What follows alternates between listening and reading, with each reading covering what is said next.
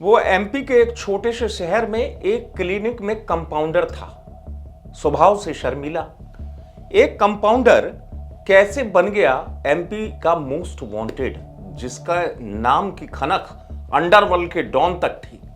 कैसे वो बना पूरे इलाके का बेताज बादशाह, कहानी अलग है। और उस कंपाउंडर के वक्त के साथ बाबा बनने की कहानी, और बाबा ने इतनी वारदात करी बाबा ने कि 5 राज्यों की पुलिस के पसीने छूट गए पकड़ने में। जी हां, किस्सा किस्सू तिवारी का। वो किस्सू तिवारी जिसे कुछ दिन पहले जब गिरफ्तार किया गया तो देश प्रदेश में चर्चा हो रही थी एमपी के इस मोस्ट वांटेड की। अयोध्या से गिरफ्तार किया गया था, पुलिस लाई थी एमपी। दरअसल इसलिए नहीं कि उसने कितने अपराध किए, दर्जनों मर्डर केस, उसके अलावा कई और केस, लेकिन 25 साल से ज्यादा का वक्त वो पुलिस से बचता रहा, पकड़ में नहीं आया। और वो बाबा बन के अयोध्या पहुंचा और पकड़ में आ गया। लेकिन वो बदमाश क्यों बना था?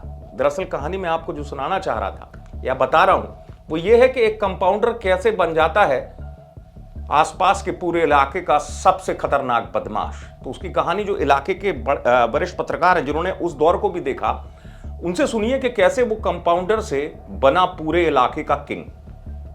के समय में एक कंपाउंडर के रूप में भी आपने देखा है, और एक कंपाउंडर से वो इतना बड़ा मोस्ट वांटेड आखिर कैसे बना, क्या कहानी है इसकी? देखिए, मैंने किस्सू को देखा है सबसे पहले सन 80 के दशक में डॉक्टर AP सिंह के यहाँ पर ये कंपाउंडर थे और बहुत शर्मीले स्वभाव का युवक था।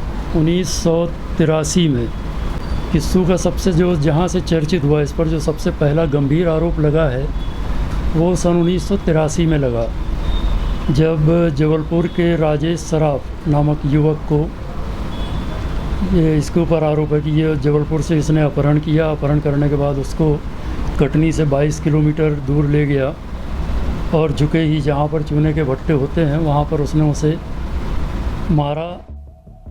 जी हाँ, वो बता रहे हैं और उन्होंने बताया कैसे वो शर्मीले किस्म का इंसान था किस्सू तिवारी। दरअसल उसके अपराध की कहानी शुरू हो गई थी जब उसकी बहन को किसी ने छेड़ा और ब्लैकमेलिंग की थी। उसने उसको बेरहम सजा दी थी, जंगल ले जाकर मार डाला था।